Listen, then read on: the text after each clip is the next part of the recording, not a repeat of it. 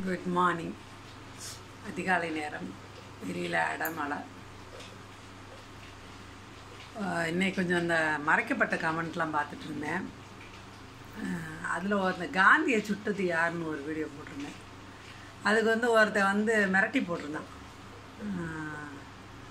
Court கேஸுனாலே இப்போ ஒழுங்காக இருந்துக்கோ அப்படின்ட்டு. என்ன ஊர் அறிஞ்ச விஷயத்தை தான் நான் சொல்கிறேன். நானாக இட்டுக்கிட்டே சொல்லிக்கிட்டு இருக்கேன்.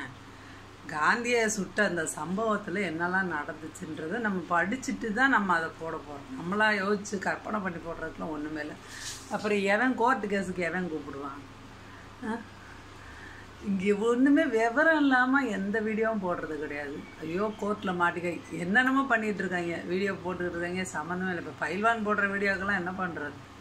பைல்வான் மட்டும் இல்லை, இன்னும் ஒரு 5-6 வயசானவங்க இருக்காங்க, வாயில் வர்றதெல்லாம் பேசிகிட்டு இருக்காங்க. அது மாதிரி அரசியல் சார்ந்து பேசுகிறவங்க நிறைய பேர் இருக்காங்க யூடியூப்பில். அவங்களும் என்னென்னமோ பேசுகிறாங்க, ஒரு வரையறை இல்லாமல் பேசிகிட்டு இருக்காங்க. நாங்கள் என்ன ஒன்றுமே தெரியாமல் உட்காந்து யூடியூப்பில் பேசிகிட்டு இருக்கேன் நான்.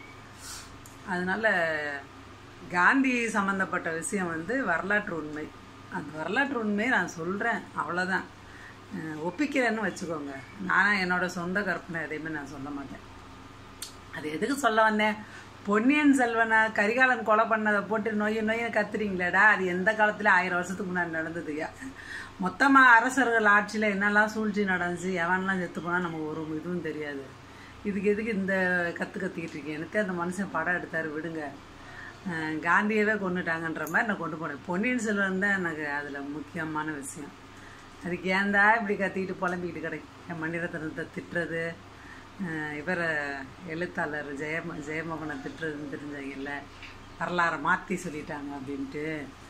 நமக்கு உண்மைக்கே அந்த சம்பவத்தை நேரில் பார்த்ததுக்கும் எதுவும் பெருசாக ஒரு சாட்சியும் இல்லை. ஒரே ஒரு கல்வெட்டை வச்சுக்கிட்டு நம்மளாம் கற்பனை பண்ணிக்கிட்டு அது காட்சி அமைக்கணும்னா கரெக்டாக முதல்ல நமக்கு சம்பவம் என்ன நடந்துச்சு, எப்படி கொல்லப்பட்டாருன்னு தெரியணும்.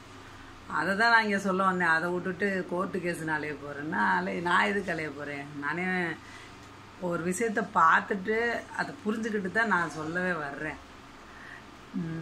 இந்த வரேன்.